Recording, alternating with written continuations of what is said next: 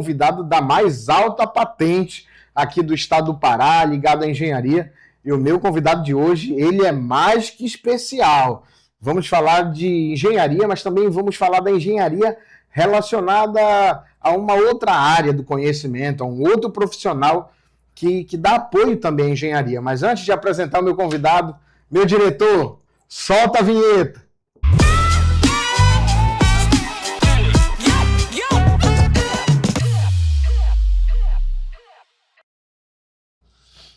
E o meu convidado de hoje, pela primeira vez, ele não é um engenheiro. Ele, na verdade, ele é um advogado. Vamos falar hoje de uma temática jurídica aplicada à engenharia. O meu convidado de hoje, ele é da mais alta patente, como todos os convidados que passam aqui no Engenheirando. Ele é CEO de um escritório de advocacia, Leandro Moura Advogados. Ele também é professor de Direito e ele é pós-graduado em Direito do Trabalho e Processo do Trabalho. O nosso convidado de hoje é o advogado Leandro Moura. Doutor Leandro, muito obrigado por ter aceitado o convite do programa. Foi um prazer receber este convite. Falar sobre o tema que nós vamos falar hoje sempre gera muita polêmica, mas vou usar a linguagem simples, porque sei que estou falando para um público, que é um público de engenheiros, principalmente profissionais dessa área, que também tem as suas terminologias técnicas, mas vou respeitar isso para que eles entendam o nosso tema, que é um tema um pouquinho espinhoso, mas é necessária a compreensão para que todos possam estar aí estabelecendo relações jurídicas sólidas e prósperas para a sua vida profissional. Obrigado pelo convite, me sinto lisonjeado, me sinto honrado de estar aqui diante de você, que também é um empresário de grande renome do estado do Pará, um empresário que só vem marcando o seu legado e deixando um seu legado permanente no campo da engenharia, beneficiando o setor social do estado do Pará, beneficiando a economia do estado do Pará e gerando empregos, que é o que você faz com excelência. Muito obrigado pelo convite. Obrigado, doutor Leandro. Eu gostei do discurso, acho que eu vou lhe convidar mais vezes para falar bem de mim aqui no programa. Doutor Leandro, virei quantas vezes for convidado. Será sempre um prazer. Doutor Leandro, eu aqui no programa, a gente tem uma cultura, não sei se você já acompanha o programa. Já tive o prazer de acompanhar o teu programa. E a gente sempre faz um convite para os engenheiros. Normalmente tem um engenheiro aí do outro lado, mas hoje eu vou fazer um convite para um advogado. Doutor Leandro, vamos engenheirar? Vamos engenheirar. Rapaz, é o primeiro programa onde tem um advogado engenheirando.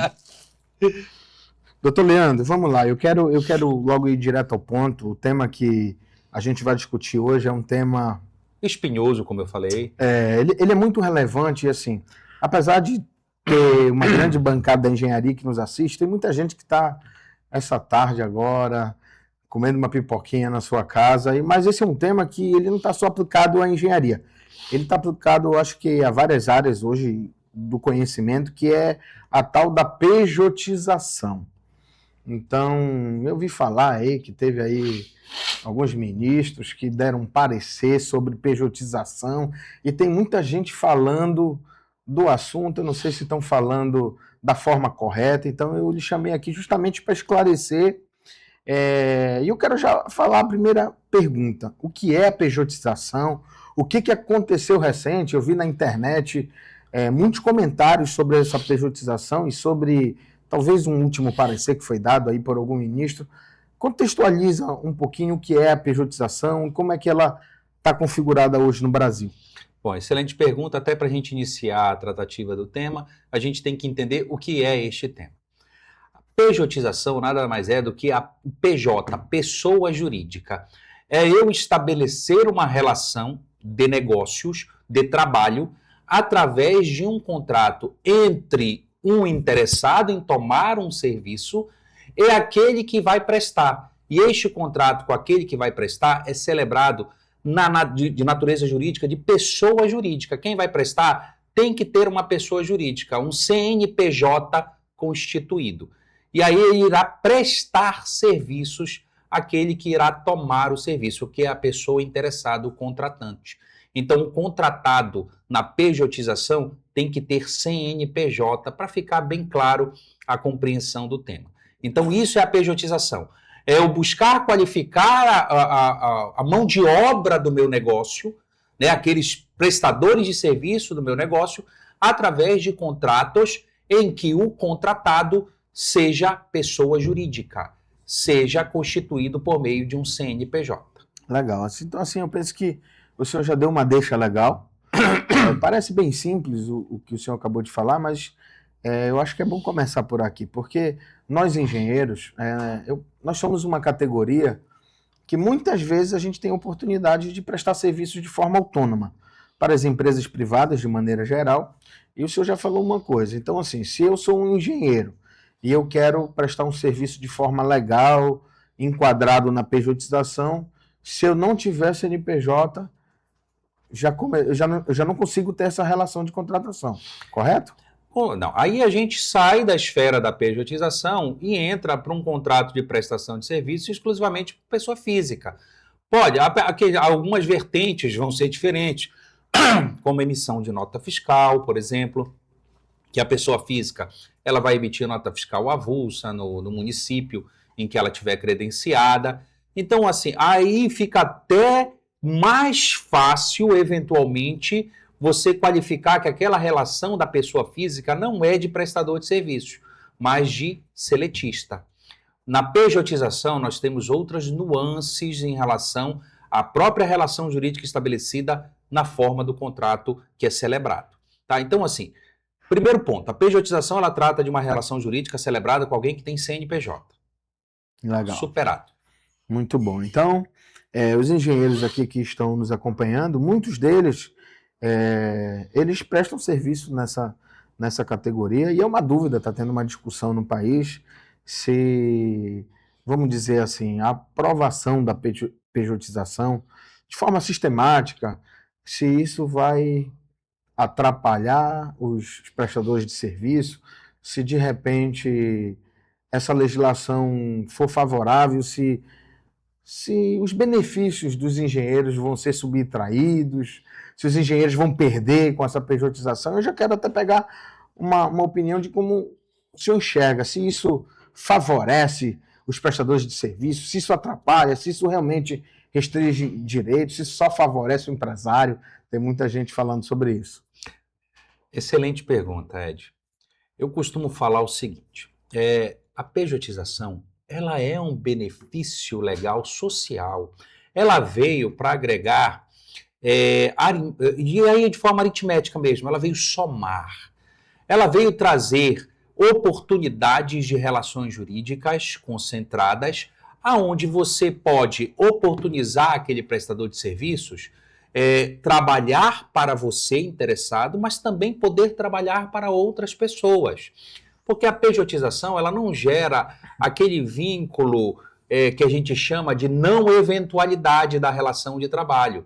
Porque o que é a relação de trabalho? Para a gente poder falar com propriedade sobre o tema. Quem que presta, o que é um empregado na relação de trabalho?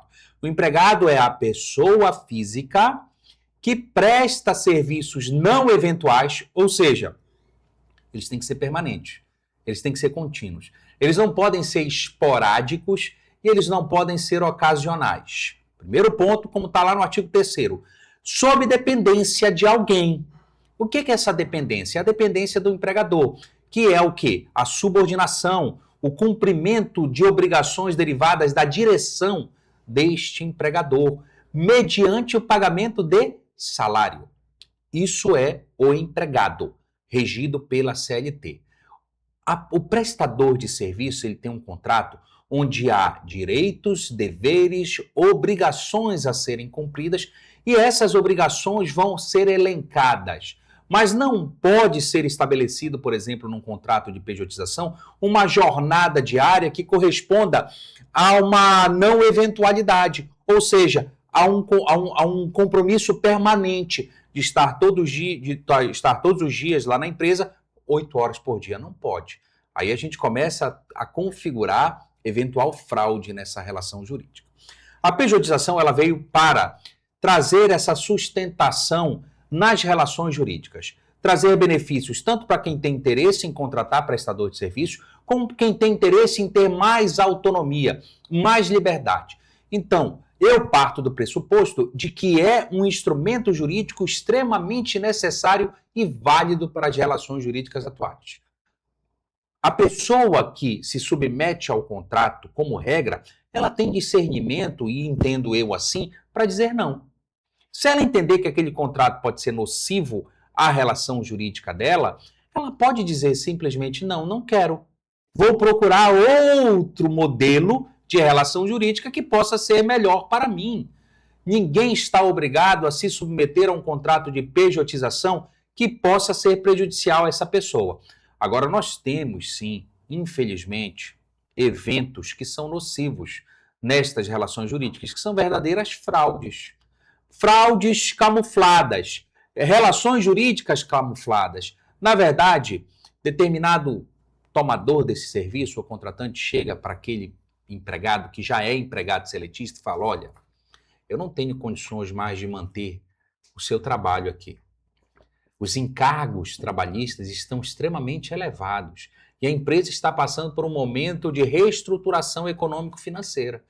Mas eu posso assegurar para você uma posição aqui dentro por meio de pejotização. Você é um engenheiro, teu custo é elevado, é um profissional que tem um valor de mercado mais elevado. A gente sabe que o engenheiro ele tem um custo qualificado no mercado. Sim. Os honorários do engenheiro são qualificados. Então, os eventuais reflexos trabalhistas dessa remuneração qualificada, por vezes, são altas. E aí chega um denominador em que o engenheiro, para não perder o seu trabalho, para não perder a sua ocupação, aceita aquelas condições, sem, na verdade, ter um interesse autêntico de aceitar. Né? Nós temos ali um vício na manifestação de vontade. A manifestação de vontade expressa pelo engenheiro naquelas condições, ela deriva necessariamente do quê? Da necessidade de estar trabalhando, de levar recursos para sua família, de garantir a sua subsistência. Aí a gente começa a ter contornos que no vício da manifestação dessa vontade, você pode ter uma fraude naquela relação, que na verdade sempre permanecerá sendo seletista. Outra situação é que quando o contratante faz isso, o interessado faz isso, e pede para aquele empregado virar PJ, aquele empregado continua cumprindo fielmente com as obrigações como se fosse seletista. Cumpre jornada, tem intervalo intra-jornada, tem intervalo inter-jornada, recebe determinadas bonificações que eram a ele garantidas quando ele era empregado. Ou seja, a pessoa, na hora de remunerar, pagar aquele empregado que passou a ser prestador, o faz como fazia antes na relação de trabalho. E aí nós temos, sim, uma configuração de fraude às leis trabalhistas. Lembrando que hoje, você até citou isso no início, nós temos no Supremo Tribunal Federal, sob relatoria do ministro Gilmar Mendes, o tema 1389, de repercussão geral. E este tema, o ministro, ele foi deflagrado este ano, essa discussão, e o ministro Gilmar Mendes determinou, se eu não me engano, e aí eu não vou me atrever a dizer que é certeza, mas se eu não me engano foi em maio de 2025, quase certeza disso, o ministro Gilmar Mendes determinou a suspensão nacional de todos os processos trabalhistas que envolvem o tema de pejotização. Para discutir a questão, quais que são os debates desse tema? Fraude nas relações trabalhistas, se é possível contratar o profissional autônomo pela pejotização, sim, sem que isso configure ilegalidade ou violação às leis trabalhistas, e o ônus de quem deve provar como era aquela relação. São esses os vetores que estão sendo discutidos. Inclusive, segunda-feira agora, engenheiro Mourão, nós vamos ter no Supremo Tribunal Federal uma audiência pública já tratando sobre esse tema, sobre a pejotização, que vai reunir interessados que já se inscreveram aí de forma precedente para poder se manifestar sobre a pejotização e esse tema tão complexo. Muito bom. Para o engenheiro, é de extrema sensibilidade de tentar compreender esse tema. Bacana. Doutor Leandro, então assim, se vamos ter uma audiência pública na segunda, não posso dizer que já está aprovado, que o cenário que tínhamos antes já mudou, então posso considerar que já mudou, está em discussão, como é que está essa questão? Porque tem muita coisa se falando, mas já houveram mudanças significativas nessa legislação ou ainda não? Não, na verdade, engenheiro Mourão, a gente não teve necessariamente modificações. A relação jurídica do contrato de prestação de serviços, ele se subsume às regras do Código Civil e não da consolidação das leis do trabalho. Certo. E aí ele deve prestigiar os estatutos profissionais, tanto na área da advocacia, que é a Lei 8.906, como, por exemplo, se fosse na área médica, as resoluções do Conselho Federal de Medicina, como tem no campo da engenharia as resoluções do Conselho Regional de Engenharia e Agronomia. Então a gente sabe que nesse campo você tem, sim, determinados valores normativos que têm que ser contemplados num contrato de prestação de serviços. O que a gente precisa entender, e que o Supremo vai falar, é um tema também trazido pelo ministro Luiz Roberto Barroso, que é a hipersuficiência do contratado. E aqui eu vou explicar o que é hipersuficiência. A hipersuficiência é a capacidade que tem o contratado de entender o que está celebrando, de entender o que está sendo estabelecido naquele contrato e as obrigações que ele vai ter que cumprir. Essa hipersuficiência deriva necessariamente da posição dele, inclusive, como graduado, pós-graduado, mestre, enfim. O fato dele já ter uma graduação em curso superior na área de engenharia já pressupõe que ele tem discernimento necessário para entender o que ele vai fazer ou não, se ele vai aceitar determinada condição ou não. Agora, claro, principalmente aí, e isso é muito importante falar, engenheiro Mourão, até porque foi citado pelo ministro Luiz Roberto Barroso, pelo ministro Gilmar Mendes, pelo ministro Luiz Fux, pelo ministro Dias Toffoli, que é o fato deles já terem uma remuneração elevada em comparação à remuneração do brasileiro médio, do homem brasileiro médio, ou da mulher brasileira média. E por quê? Porque são remunerações mais qualificadas. Então, neste cenário, ele, além de ter o discernimento para escolher, ele já tem uma remuneração qualificada que lhe põe numa posição no mercado de poder escolher. Entendeu? De saber que, por exemplo, aquela remuneração, ela por si só não é o fator primordial que vai fazê-lo permanecer ou não numa relação, porque a remuneração qualificada da categoria se aplica no mercado em geral. Então, nesse ponto, é diferente de mão de obra que não tenha, por exemplo, formação em curso superior, que em muitos casos são aviltados os valores, enfim. Então, isso é muito importante, o engenheiro entender que essa discussão, o que vai se debater amanhã na audiência pública, segunda-feira na audiência pública, são esses fatores. Eu posso decidir se eu quero o contrato ou não? Então, porque se for mais benéfico para mim, engenheiro, poder contratar pessoa jurídica e poder celebrar com outras pessoas as mesmas relações jurídicas que eu estou apto a prestar, como um prestador de serviços na área de engenharia, eu quero ter essa autonomia, eu quero ter essa liberdade, eu não quero ter um compromisso só com uma pessoa interessada no meu serviço. Eu quero ter um compromisso com outras pessoas. No regime seletista, isso vai ser praticamente impossível. Pode ter condições? Até pode, mas praticamente impossível. Agora, como um contratante de PJ, como contratado de PJ, de pejotização, ele vai ter aí um leque, N possibilidades de poder oferir receitas que não sejam limitadas tão somente a um interessado. Muito bom, doutor Leandro. Doutor Leandro, eu tenho várias perguntas ainda para fazer, favor. Mas antes de fazer elas, a gente já vai para o primeiro intervalo do programa. Vamos chamar aqui um intervalo para os comerciais e já para beber uma água, porque eu vou bombardear aqui. Nesse copo. Ganhei esse copo? É ser, um presente do programa. Então, visão, tá vendo aí esse engenheiro de capacete. Quero falar para você que nós estamos no programa Engenheirando e hoje nós estamos fazendo uma entrevista. Estou aprendendo muito e você também senta aí no seu sofá que você vai aprender muito também sobre esse tema que trouxe muitas discussões na atualidade, que é a pejotização em todas as esferas, não só da engenharia, mas hoje a gente está focado para falar da pejotização focada em engenharia. E, doutor Leandro, eu quero, já nesse segundo bloco de perguntas, eu quero falar de direitos trabalhistas, porque tem muita gente afirmando que a pejotização, na verdade, ela prejudica o colaborador, porque, na verdade, esse engenheiro ambiental como eu, ou engenheiro civil, ou engenheiro mecânico, que poderia estar prestando seu serviço para uma empresa na categoria carteira assinada, como se fala, né? Ele teria direito ao 13º salário, ele teria férias, ele teria aí uma série de benefícios que, teoricamente, numa relação de PJ, ele não vai ter mais. Então, será que a pejotização ela não vem para retirar direitos dos trabalhadores? Olha, eu joguei essa pergunta complexa porque tem muita gente dizendo que, na verdade, é como se fossem os empresários bancando aí essa tomada de decisão para não pagar direito trabalhista ao colaborador. Como você pensa? Não, eu não vejo dessa forma.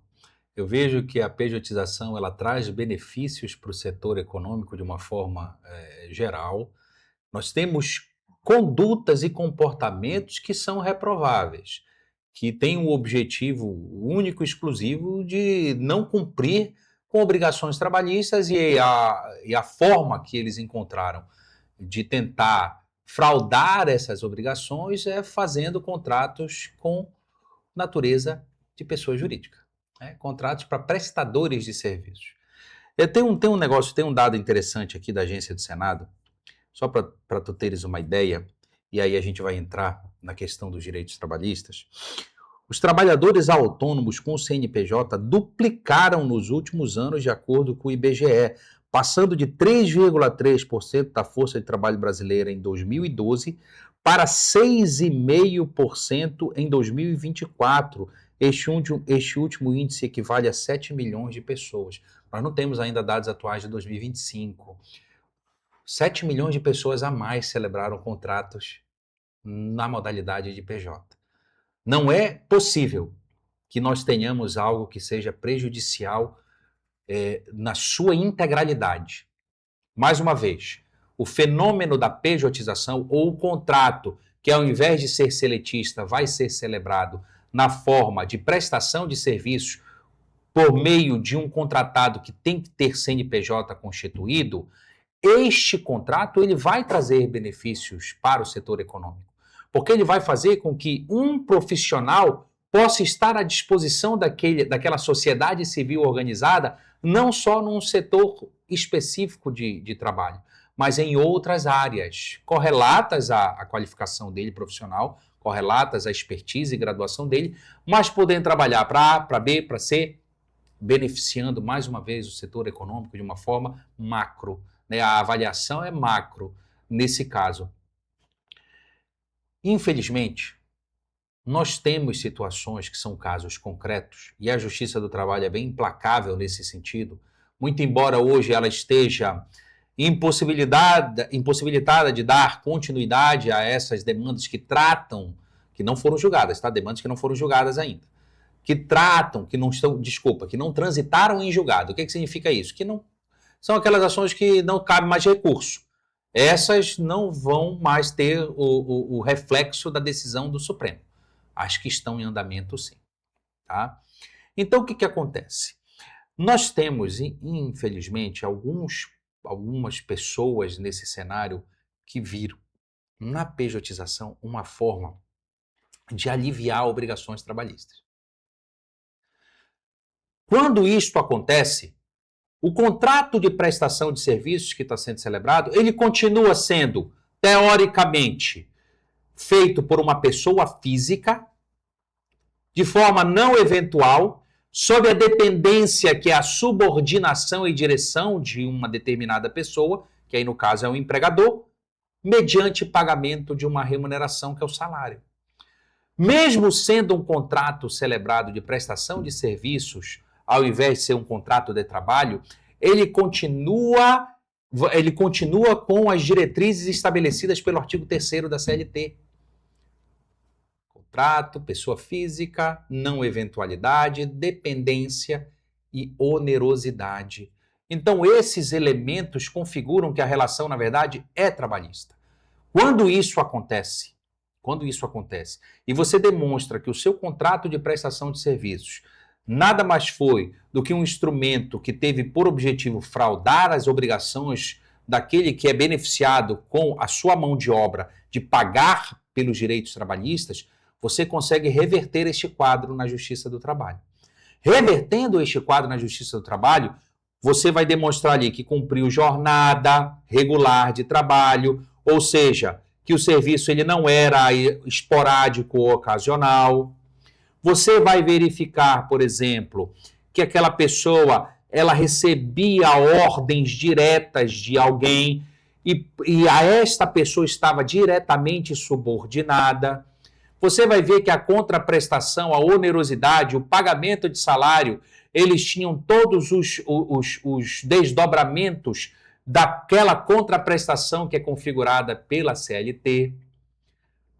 Tudo isso, você demonstrando na Justiça do Trabalho, o que vai acontecer? Todo o período que você trabalhou, tá? E aí é importante ver a avaliação do período prescricional, não demorar muito para ingressar com ações judiciais que possam discutir que, na verdade, houve uma fraude na relação. Isso acontece, Ed, isso é interessante que você está falando, porque quando esse fenômeno começou a ser usado de forma recorrente no setor econômico, as pessoas, elas estavam, geralmente os empresários estavam numa posição financeira complicada. Isso explodiu principalmente no período da pandemia. E nesse momento, considerando que poderia haver um comprometimento do pagamento da folha ou do pessoal, muitas propostas foram ventiladas para aqueles que tinham qualificações e que nós poderíamos e que poderiam ser inseridos na pejotização, nas relações de pessoa jurídica. Deu para entender? Sim. E nesse período, muitas pessoas só tiveram por objetivo uma coisa: não pagar a folha, não pagar 13º, não pagar férias, não pagar descanso semanal remunerado, não pagar todos o FGTS, o INSS, se beneficiando, portanto, só que mantiveram o mesmo modelo de relação de trabalho, sem mudar nada. A pessoa ela só tinha um contrato que, em tese, não era de trabalho, era de prestação de serviços na forma de pejotização. Só que o modelo de compromisso de cumprir com o trabalho era o mesmo do seletista. No direito do trabalho, existe um princípio, que é um dos princípios mais fundamentais que nós temos no direito do trabalho, que é o princípio da primazia da realidade. Não é um documento que vai determinar como era aquela relação jurídica, mas era a forma que você trabalhava todos os dias. É a realidade daquela relação estabelecida que vai determinar o que um juiz vai dizer ou vai deixar de dizer sobre o reconhecimento ou não de um direito. Legal, muito bom. Essa aí eu entendi. Essa aí eu precisava fazer quantos anos de direito para aprender? Chama primazia da realidade. Primazia da realidade. Legal, fez todo sentido para mim. Eu estou refletindo, te ouvindo, e eu tô pensando que às vezes nem o prestador de serviço e nem o empresário que querem descaracterizar o vínculo empregatício sabe como fazer, porque até onde eu ouvi falar são 5 pilares, 5 principais premissas que determinam, né? Segundo o artigo 3º, aprendi hoje aqui na aula de hoje. Eu quero perguntar sobre um deles, é uma dúvida minha, né? Porque eu sei que esse tema deve ser complexo, mas eu acho que na faculdade vocês devem ter feito essa pergunta para o professor, e agora o professor é você e o aluno sou eu. Bora falar sobre subordinação. Eu tenho uma dúvida sobre o que é e o que não é subordinação, porque eu penso assim, eu vou colocar uma situação para você. Eu sou empresário e eu quero contratar um engenheiro. E eu realmente sou um empresário da engenharia, e eu quero contratar um prestador de serviço formado talvez na área da engenharia florestal. Eu quero que ele preste um serviço para mim. Eu já sou o tomador do serviço, então de certa forma eu fico pensando, ele já não tem um nível de subordinação a mim porque eu pago ele. Teoricamente, ele tem que me obedecer. Vou falar dessa forma simples, como todo mundo entende, ele tem que me obedecer porque sou eu que estou dizendo, olha, eu estou te pagando para você fazer A, B, C, D, E e F. É isso aqui que eu quero que você faça.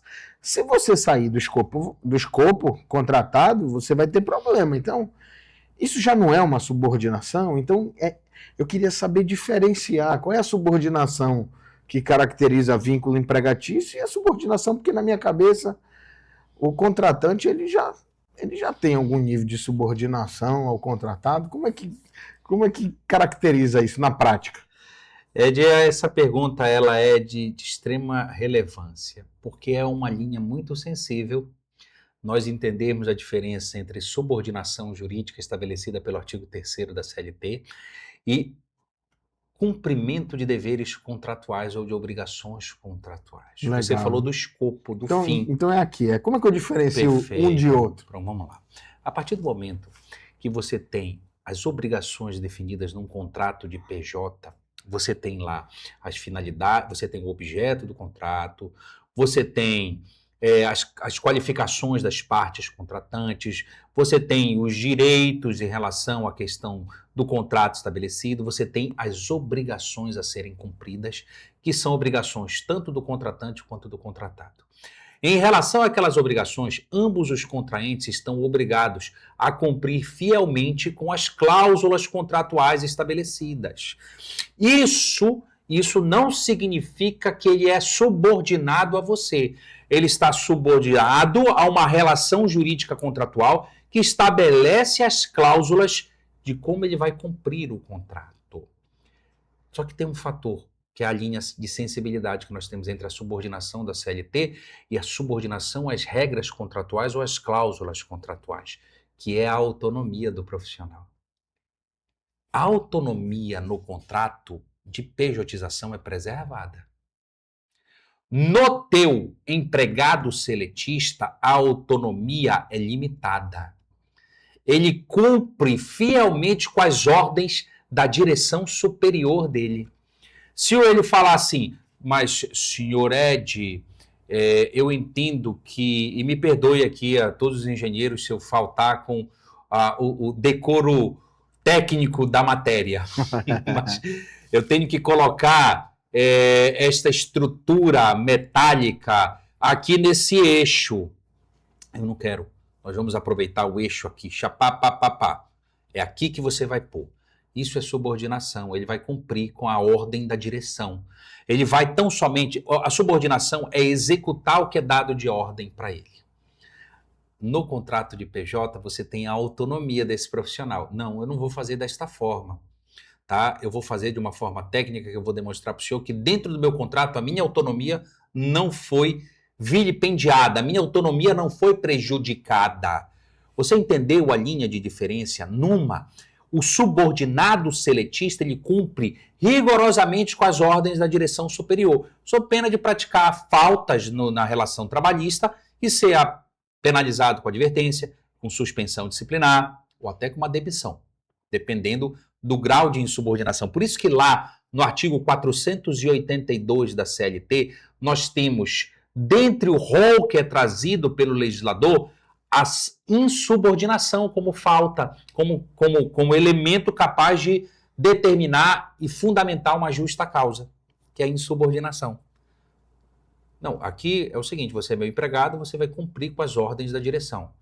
Você não tem necessariamente autonomia para definir se é melhor ou não, é a ordem da direção. No contrato do PJ, não. Eu tenho a minha autonomia preservada, eu vou cumprir com as minhas obrigações que estão lá, dentro da minha autonomia técnica. A minha autonomia técnica na relação de trabalho, ela é mitigada. Por quê? Porque ela é uma autonomia que tem que estar caminhando em conjunto com a direção. Deu para entender? Sim. Ficou claro agora? Sim. Então, esta subordinação seletista é aquela subordinação que eu cumpro fielmente aquilo que determina o meu empregador. A minha subordinação contratual, que o termo não é subordinação, mas é o cumprimento de deveres contratuais, de obrigações contratuais, ela parte do pressuposto que a minha autonomia técnica permanece preservada. Muito bom. Eu tô refletindo que na prática, eu acho que é por isso que isso está sendo discutido, posso dizer em qual instância está sendo discutido?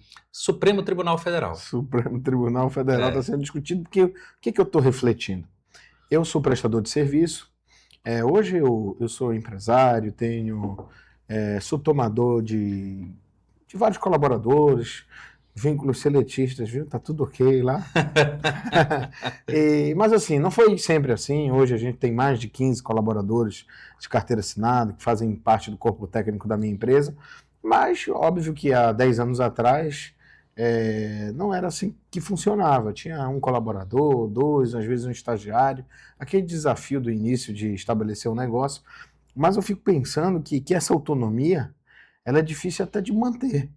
Porque se você é um prestador de serviço, porque na prática, se você é meu contratante, no mesmo exemplo de eu quero colocar essa coluna, como você usou o termo, aqui, e você é meu contratante, eu vou dizer, olha, eu quero colocar aqui porque eu acredito que segundo a norma, a BNT número tal, deveria estar aqui, porque a distância entre essa coluna e a outra deve ser maior, então ela não tem que estar aqui.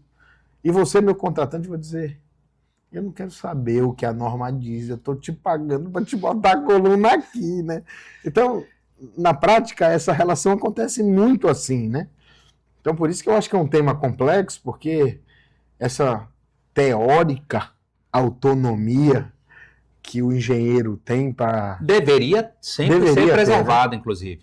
Porque o engenheiro, Ed, é o Quem profissional estudou é técnico. ele, né? Ele é o profissional técnico. A gente tem que respeitar efetivamente a orientação dada por ele, porque vai ser uma orientação qualificada. Não significa, geralmente empregadores de engenheiros também são engenheiros, também têm igual qualificação. Então, têm tanta expertise quanto eles. Mas quando a relação ela é puramente trabalhista, seletista, aquele empregador passa a, de alguma forma, se sobrepor à autonomia do seu empregado. Você entendeu? Dando a ordem, a direção, para que ele cumpra efetivamente. Isso se chama dependência. Foi um daqueles elementos que eu te falei. A dependência é a subordinação e a direção do empregador. Perfeito?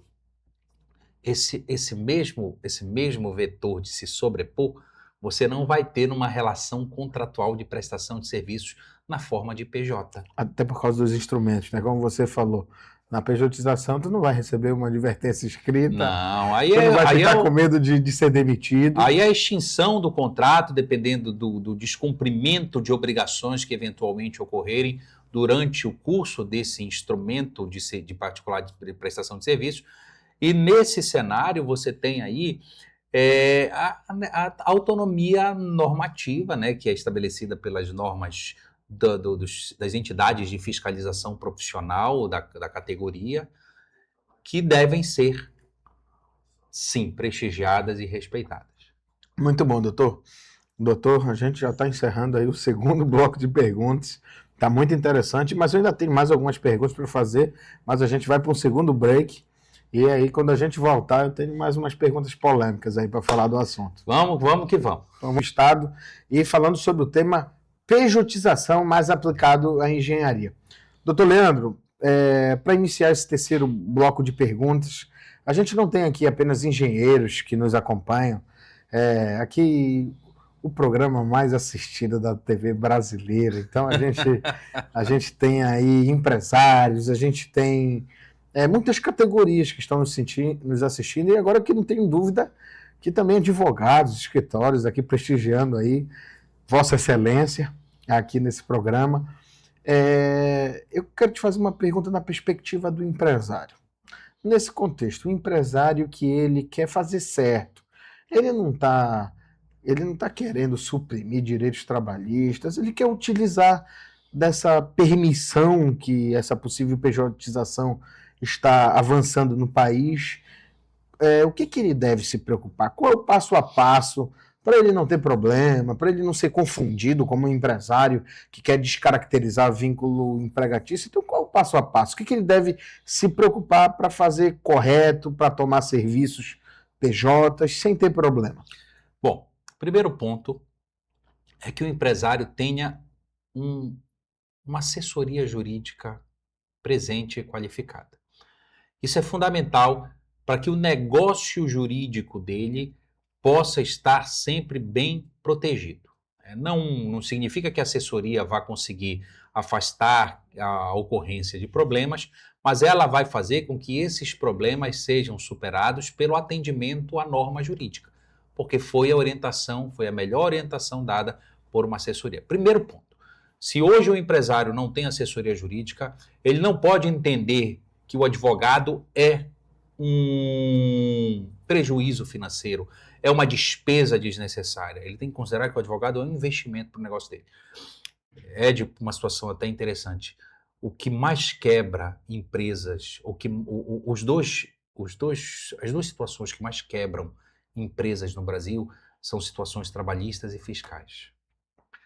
Por quê? Porque as pessoas elas não consideram tão importantes isso, e elas consideram mais importante a questão comercial, quando na verdade o comercial ele é fundamental, com certeza. Sim. Ele vai fazer com que você tenha o seu crescimento, mas desassociado do seu cumprimento com as suas obrigações civis, trabalhistas, fiscais, nada vai andar.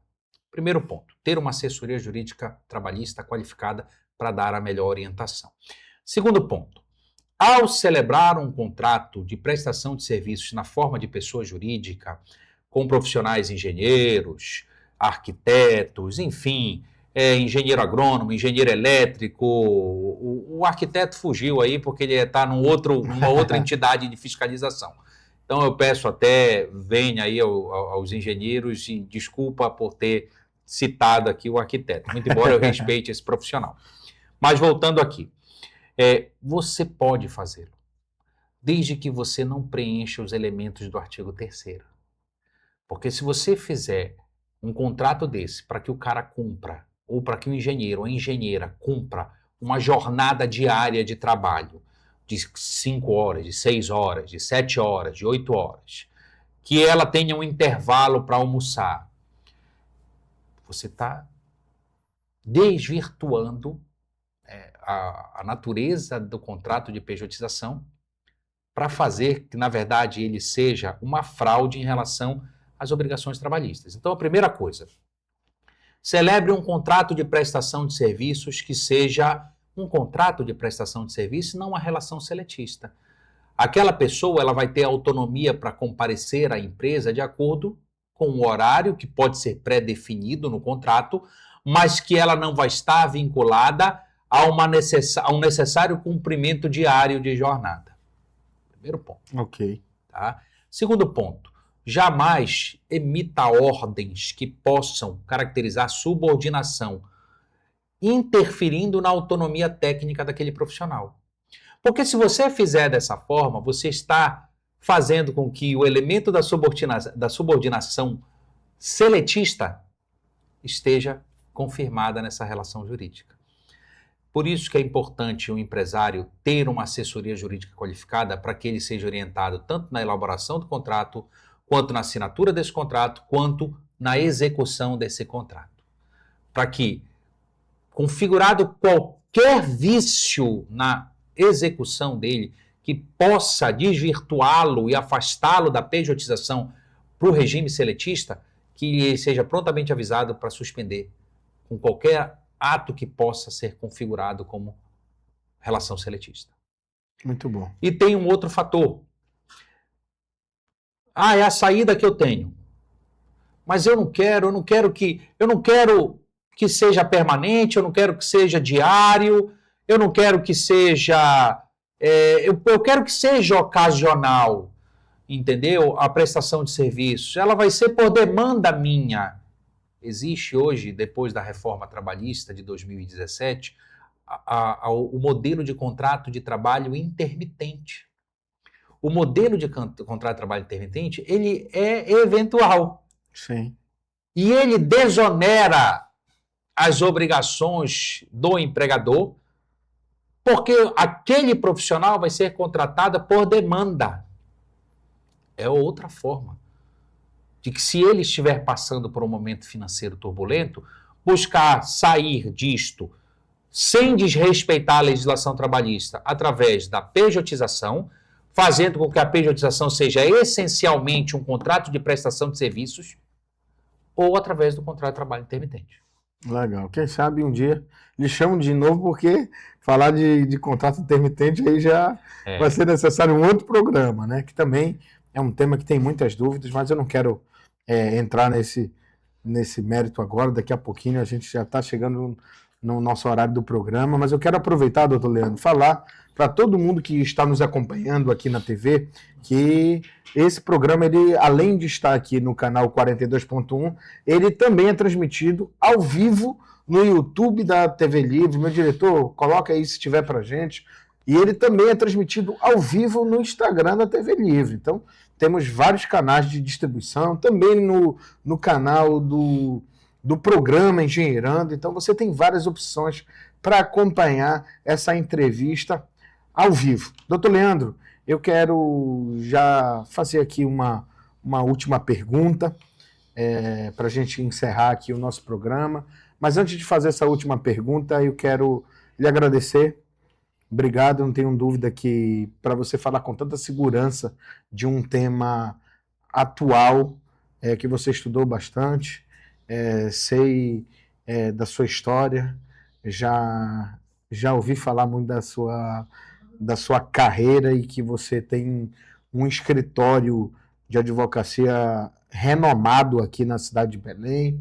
Então, eu quero até pedir para o diretor trazer aqui a logo do escritório do doutor Leandro. E, doutor Leandro, deixa aqui uma fala final, e até se algum empresário quiser contratar, quiser tirar dúvidas, se vocês fazem assessoria, como é que podem encontrar vocês, e deixa uma fala final aí para quem nos acompanha aqui nesse programa.